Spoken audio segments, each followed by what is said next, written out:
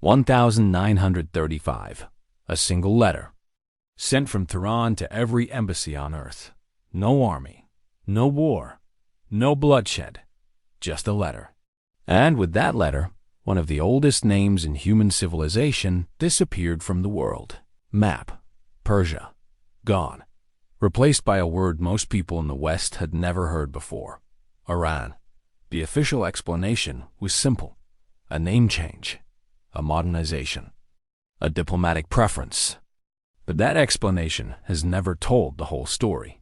Because behind that letter, behind that single quiet diplomatic act, was a decision involving thousands of years of empire. Invasion, religion, identity, and one man's obsession with how the world saw his country. This is not the story of a name change. This is the story of a civilization that refused to disappear, that was buried, invaded, converted, and conquered by every major power in human history, and survived every single one of them.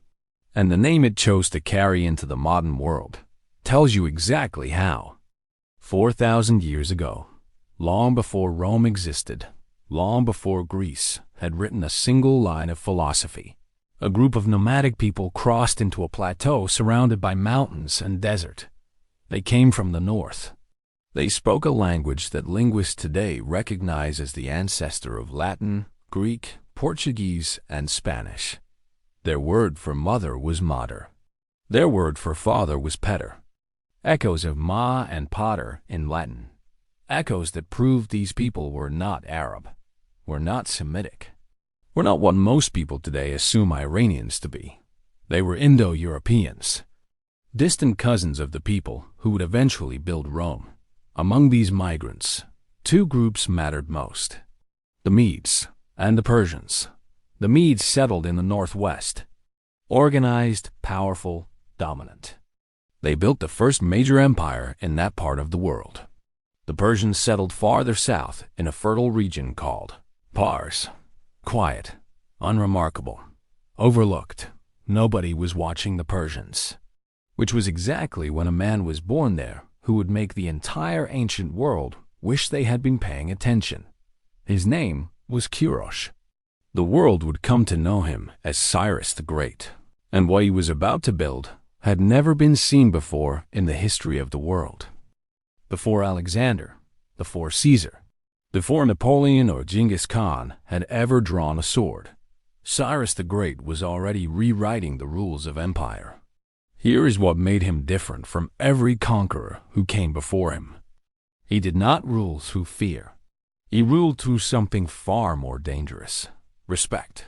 When Cyrus defeated the Medes, he did not enslave them. He absorbed them. When he conquered Babylon, he walked in not as a destroyer, but as a liberator. He freed the Jews who had been exiled there for generations. He restored their temples. He sent them home. The Babylonians did not call him an invader. They called him the chosen one of Marduk, their own god. Cyrus did not impose a Persian religion. He became the champion of whatever religion the people he conquered already had. It was not generosity. It was genius. Because the people who believe their own gods support your rule do not rebel. Under Cyrus and his successor Darius I, the Persian Empire expanded from the Indus River in the east to the shores of the Aegean in the west. From Egypt in the south to Central Asia in the north. Egypt, Babylon, Lydia, names that had once dominated the ancient world, now provinces of Persepolis. The empire built roads that connected thousands of miles of territory, a messaging system faster than anything the ancient world had ever seen, a bureaucracy that did not just control, it negotiated, recorded, administered. Historian Lloyd Llewellyn-Jones called it without hesitation the world's first superpower, and it was. For 200 years, Persia was the center of the world. Then a young man from Macedonia crossed the Hellespont and everything changed. He was not yet 30 years old. He had never lost a battle. And on the plains of Gaugamela, on a single October day in 331 BC, Alexander of Macedonia destroyed the largest empire the world had ever seen. The Persian army, vastly larger, fighting on home soil, was broken. Darius III fled, was later murdered by his own men, and the Achaemenid Empire, 200 years of Persian dominance, ended in an afternoon. But here's the part that nobody expects. Alexander did not destroy Persia. He fell in love with it. He wore Persian robes. He married Persian princesses. He participated in Zoroastrian rituals. He preserved the Persian bureaucracy. He ruled from Persian palaces. He declared himself the legitimate successor of the Achaemenid kings. His Greek generals were horrified. They had crossed half the world to humiliate Persia, and their king had become Persian. The tensions inside Alexander's army became dangerous. Conspiracies formed. Generals who had fought beside him for a decade began to question everything. But Alexander had seen something they had not. That ruling an empire this vast required more than swords. It required symbols, legitimacy, the belief of the conquered that the conqueror belonged to them. He wanted to fuse East and West into something the world had never seen before. Then he died. Babylon, 323 BC, 32 years old. No heir, no plan. His empire fractured overnight. But Persia, as an idea, as an identity, as something ancient and stubborn, did not die with him. It simply waited. After Alexander, the region passed through the hands of his generals, then the Parthians. Dynasties came. Dynasties fell. But in the 3rd century AD, from the same region where it had all begun, a new dynasty rose, the Sassanids. They claimed direct descent from the Achaemenids. They restored Zoroastrianism as the state religion. They rebuilt the temples. They revived the traditions. Persia was back. Not as it had been. Empires never return exactly, but recognizably, undeniably Persian. For 400 years, the Sassanid Empire stood, powerful enough to challenge Rome, powerful enough to push back every invader from the east. Then came the force that no empire in the 7th century was prepared for: Islam. In less than 20 years, Arab armies shattered the Sassanid Empire that had stood for 4 centuries. A new religion arrived. A new language arrived. A new political order arrived. Zoroastrianism, which had defined Persian identity for 1,000 years, was gradually displaced. Arabic became the language of religion and administration. And for a moment, it genuinely looked like Persia might finally be erased. It was not, because the Persian soul did something that astonished even its conquerors. It absorbed Islam without surrendering itself. Persian poetry, Persian science, Persian architecture, Persian philosophy. All of it continued, now written in an Arabic script, now shaped by Islamic thought, but distinctly, unmistakably, defiantly Persian. 800 years of invasions, Mongols, Turks, Timur, who built towers from the skulls of his enemies. The Iranian plateau was the most fought-over piece of land on earth. Then in 1501, a dynasty emerged that did something no ruler in the region had attempted before: the Safavids. They did not just want political power. They wanted to make Iran permanently, irreversibly different from every other Muslim nation on earth. They converted the entire country to Shia Islam, forcibly, systematically, through persecution, reform, and social restructuring that reshaped the country from the ground up. It was not a smooth transition. People resisted. Communities were torn apart. Scholars were executed. But when it was done, Iran was different. In a Sunni Muslim world that stretched from Morocco to Indonesia, Iran stood apart, deliberately, permanently. The Safavids did not just create a religious distinction. They created an Iranian identity that no subsequent invasion would ever fully dissolve. And in doing so, they planted the seed of the name that would eventually replace Persia. Because the Safavids did not call their country Persia. They called it Iran, a name derived from Aryanum, the ancient term meaning land of the Aryans, the noble ones. It had always existed, used by Iranians themselves for centuries.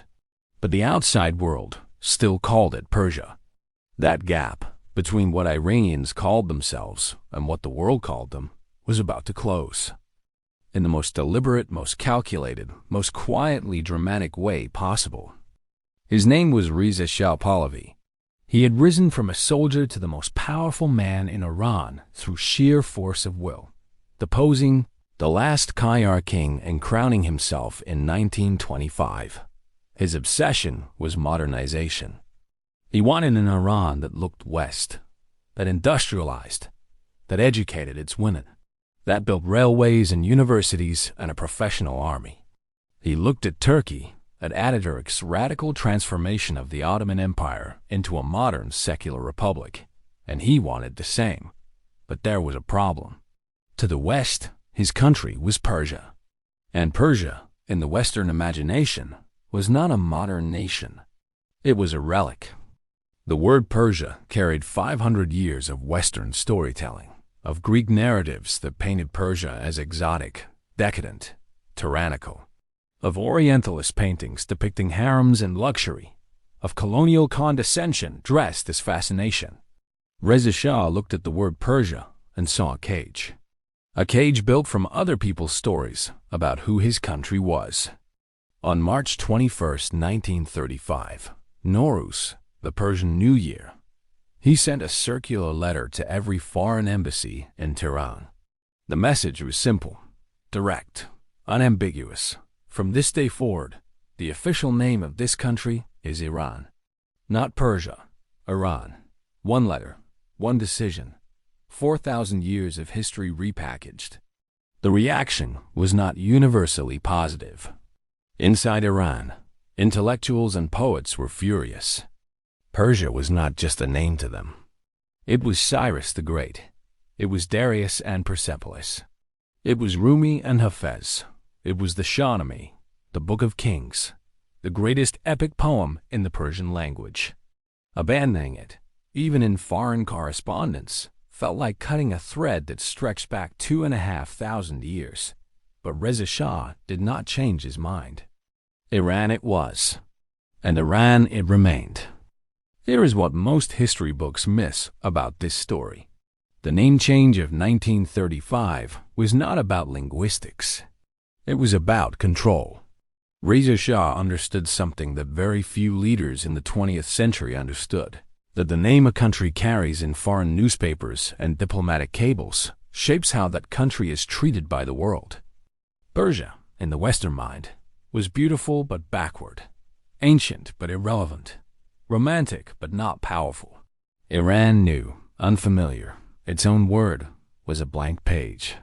A country that got to write its own story without the weight of 5 centuries of someone else's imagination already on the page. Whether it worked is another question entirely. Because 44 years later, in 1979, everything changed again. Ayatollah Khomeini's revolution overthrew the monarchy. The Islamic Republic of Iran was born. Relations with the West collapsed. Sanctions followed. Decades of geopolitical tension followed. And Iran, the clean blank page Reza Shah had hoped for, filled with imagery that bore no resemblance to his vision. Today, Iran evokes nuclear tensions, sanctions, conflict, revolution, while Persia, the name he discarded, has been quietly reclaimed by the culture industry. Persian restaurants, Persian rugs, Persian poetry, Persian cats. The word Persia, stripped of its political weight, now carries only the romance, the ancient glory, the poetry of Rumi, the grandeur of Persepolis. 2 names, 1 land. 2 completely different stories the world tells about the same place. And in that gap between what a country calls itself and what the world decides to remember is the oldest struggle in the history of civilization. The struggle to control your own story. Persia was not erased in 1935. It was hidden behind a new name chosen by a king who believed he could rewrite how the world saw his people with a single diplomatic letter. He could not. No one ever can. Because a civilization 4,000 years old that survived Alexander, The Mongols, the Arabs, Tamerlane, and every empire that ever tried to absorb it does not disappear because of a name. It waits, as it has always waited, patient, ancient, unchanged beneath the surface. Iran and Persia are not two different countries.